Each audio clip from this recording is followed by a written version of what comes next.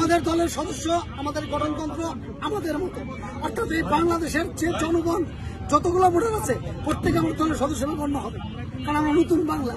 এই বাংলায় নির্দিষ্ট কাউকে আমরা লাইসেন্স দিব না তুই চাঁদাবাজি কর, আমরা কাউকে সভাপতি বানাই বলবো না তুই থানায় গিয়ে মাস্তানি কর। জনগণ আছে তারা আমার এই দলের আয়ুক্ত আমরা মনে করবো, প্রত্যেকে আমার সন্তান, আমি প্রত্যেকের গার্ডিয়ান, কিংবা তারা আমার গার্ডিয়ান, আমি তাদের নিয়ন্ত্রণে চলি।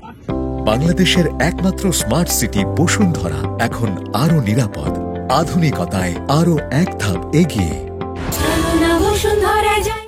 এইরকম হলে তো নির্বাচন কমিশন আপনাকে নির্বাচন কমিশন নিবন্ধন দেওয়ার জানি এই আইনের যা প্রয়োজন তা আমরা সেখানে সাবমিট করেছি। আইনের কোনো ব্যত্যয় আমরা ঘটাই নেই, আমরা আইনের মধ্যে আছি এবং আইন অনুযায়ী করছি। আমার 26 তারিখ লেখা আছে, এই যে এখানে আবেদন দেওয়া আছে, আইন দেওয়া আছে, আইনের বিধান দেওয়া আছে। ওরা আইনের ধার ধারে না, ওরা গণতন্ত্রের ধার ধারে না, যা মন চায় দুই কি হলি একটা চেয়ার পাইছে মনে হচ্ছে আমার তাল্লুক, এটা তার বাবার তাল্লুক নাই, চেয়ার থেকে ছাড়তে হবে, একদিন নামতে হবে, তাকে জেলখানায় যেতে হবে। এই জেলখানা তার মাপ নাই, 2 দিন আগে আর পরে এই দেশ থেকে পালাইতে হবে, নয় তাকে জেলখানায় যেতে হবে। এটা কোনোদিন সে ক্ষমা পাবে না। সে সংবিধান লঙ্ঘন করছে, সে রাষ্ট্রদ্রোহী অন্যায় করছে, সে রাষ্ট্রদ্রোহীর অন্যায় করছে। কয় জেলায় কমিটি আছে আপনার? আমার প্রত্যেক জেলায় আমার দল অনুযায়ী আমাদের কমিটি আছে, লোকজন আছে, কিন্তু আমরা সেটা নির্বাচন নিবন্ধনের জন্য শর্ত না। কারণ নিবন্ধনের শর্ত 3টা রাস্তা, একটা রাস্তা হলো একবার এমপি হইতে হবে, আর রাস্তা হলো 5% ভোট পাইতে হবে, তৃতীয় রাস্তা হলো কমিটি জমা দিতে হবে। আগে আমি নির্বাচন করব, 300 প্রার্থী আমার তালিকাভুক্ত দেওয়া আছে, আমি 300 প্রার্থীদের নির্বাচন করব। যদি 5% ভোট না পাই আমাকে বাদ দেওয়ার বিধান আছে। আপনার দলের নাম কি? আমার দলের নাম নতুন বাংলা।